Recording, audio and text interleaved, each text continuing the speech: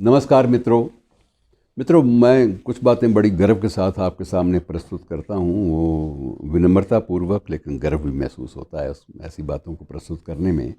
हमारे इसी उत्तरी क्षेत्र के एक कवि को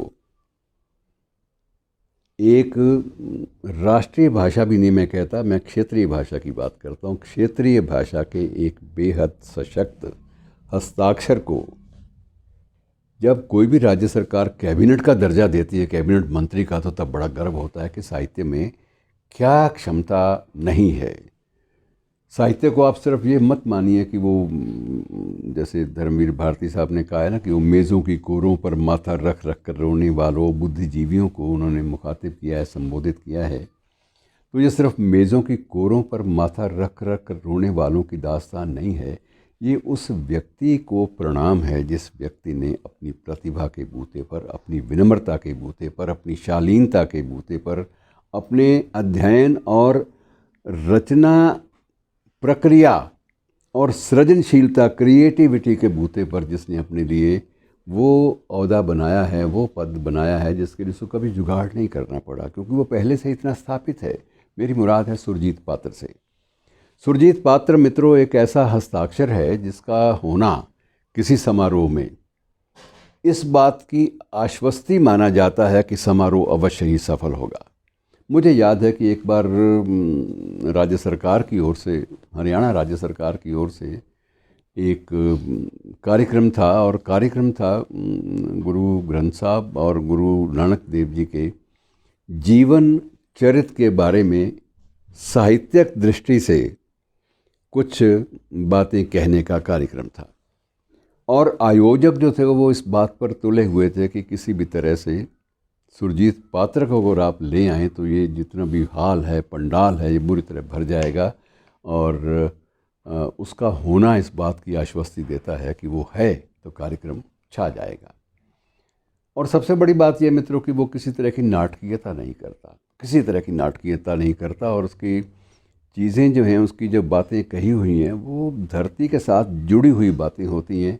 मसलन उदाहरण के लिए मैं आपको देता हूँ कि उसने शजर, पेड़ों पर, दरख्तों पर सिर्फ वृक्षारोपण के आंदोलन को लेकर नहीं लिखा, लेकिन जो कुछ उसने लिखा उसको सुनने के बाद, उसको पढ़ने के बाद आपका मन करेगा कि आप एक पेड़ ज़रूर लगाएं, एक पौधा ज़रूर लगा के आएँ। किसी की कविता में इतना बल हो सकता है, ये बात बड़ी अजब लगती है। और सुरजीत पात्र ने जो सम्मान प्राप्त किए हैं मित्रों, उनका कोई अंत नहीं है। उनका उल्लेख करने लगेंगे तो पूरा का पूरा एक प्रकरण चाहिए, लेकिन कुछ एक बातें हैं जिनका उल्लेख किया जा सकता है। सबसे पहली बात, देश ने उनको पद्मश्री पुरस्कार से, सम्मान से नवाजा। इसे शिखर इसलिए कहना चाहिए, शिखर सम्मान इसलिए कहा जा सकता है कि ये देश की ओर से, राष्ट्र की ओर से एक सम्मान है, और एक क्षेत्रीय भाषा के कवि के नाम ये सम्मान है, और जिसके लिए उसको कोई जुगाड़ नहीं करना पड़ा, उसे कोई भी प्रयास या जद्दोजहद नहीं करनी पड़ी। ये उसका लगता था कि उसका ड्यू है। और जो लोग उसके नाम की अनुशंसा करते थे, जिन सरकारों के लोग, उन्होंने महसूस किया कि हमारे पास इससे अच्छा नाम कोई हो भी नहीं सकता।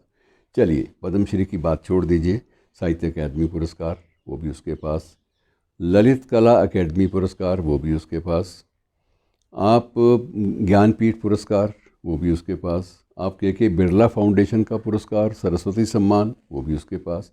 कोई भी सम्मान इस देश का ऐसा नहीं है, शिखर सम्मान, प्रतिष्ठा वाला सम्मान, जो इस व्यक्ति को नहीं मिला। और मित्रों, प्रतिभा क्या है? प्रतिभा जो है सृजनशीलता। उसने अगर किसानों पर लिखा, खेत पर लिखा, खलिहान पर लिखा, गांव पर लिखा, वृक्षों पर लिखा, या पर्यावरण पर भी लिखा, आपको किसी भी कृति में दो चीज़ों से परहेज़ नज़र आएगा। एक तो खाली कहीं नारेबाजी नज़र नहीं आएगी, कहीं उसने नारे लगाने की बात करी नहीं की कि पेड़ लगाओ, ये करो, वो करो, ना।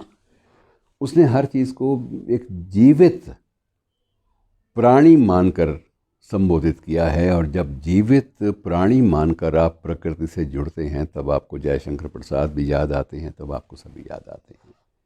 तब आपको हिमगिरी के उत्तुंग शिखर पर बैठकर जो बातें उस संदर्भ में जयशंकर प्रसाद ने कामायनी के प्रथम पंक्तियों में की थी कि हिमगिरी के उत्तुंग शिखर पर बैठ, शिला की शीतल छाह, एक पुरुष भीगे नयनों से देख रहा था प्रलय प्रवाह।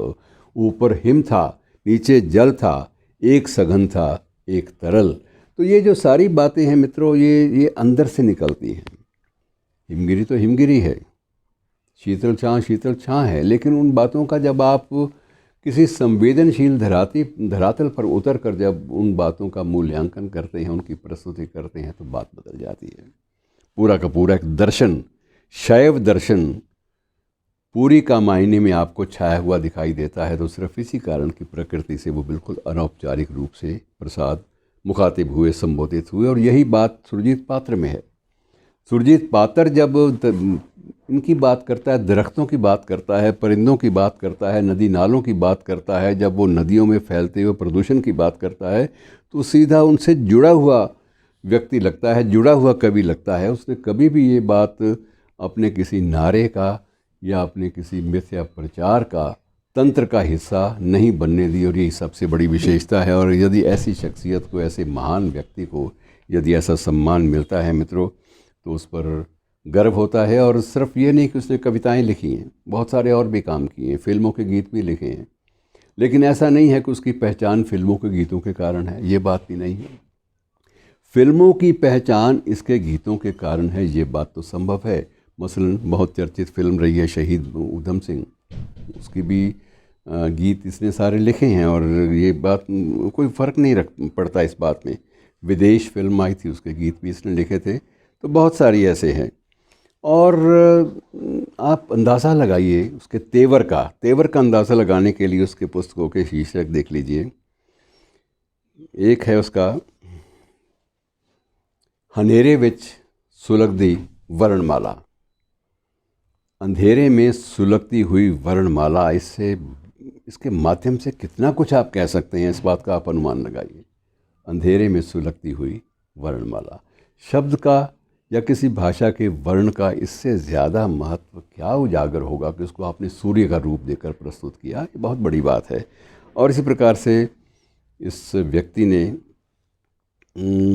एक इसकी है कृति है, और उसमें कृति में मुझे याद है कि उसकी एक श्रृंखला है। श्रृंखला में बाबा फरीद से शुरू करता है, शिव कुमार बटालवी तक ले आता है।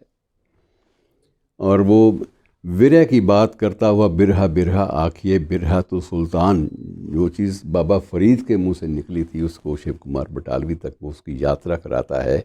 ऐसी विरह यात्रा, ऐसी संवेदनशीलता की यात्रा आपको अन्यत्र नहीं मिलेगी। और मित्रों, ये बात इसमें विशेषता है। और जब ऐसे व्यक्ति को कोई कैबिनेट अपने भीतर शामिल करती है उसका नाम, तो इससे कैबिनेट की प्रतिष्ठा बढ़ती है, उस व्यक्ति की प्रतिष्ठा बढ़े या ना बढ़े ये सेकेंडरी बात है, ये महत्वपूर्ण नहीं है। इससे पहले भी मित्रों 2-3 ऐसे नाम हैं जिनकी चर्चा सिर्फ इसलिए इसके साथ में करना चाहता हूँ। ऐसा नहीं कि हमारा भारतीय परिवेश सिर्फ खोखला ही है। बाल कवि बैरागी ले लीजिए। बाल कवि बैरागी मंच के अपने वक्त के सर्वाधिक लोकप्रिय गीतकारों, लोकप्रिय कवियों में उनका नाम लिया जाता रहा है। 2018 तक वो जीवित रहे, और जब तक जीवित रहे उनके बिना, मुझे भी याद है कि हमने एक इसी अकादमी हरियाणा साहित्य अकादमी का समारोह किया था फरीदाबाद में, और विशेष रूप से उनको निमंत्रित किया।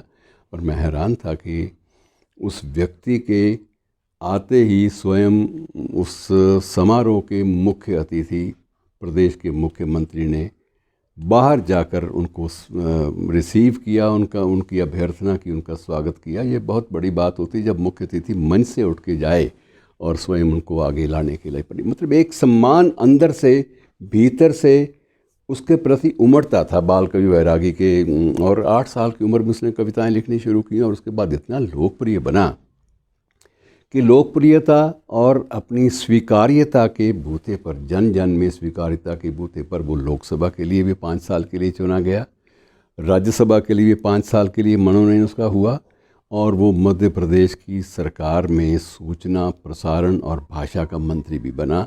मतलब ये सारी की सारी बातें उसके सिर्फ कृतित्व से जुड़ी हुई थी।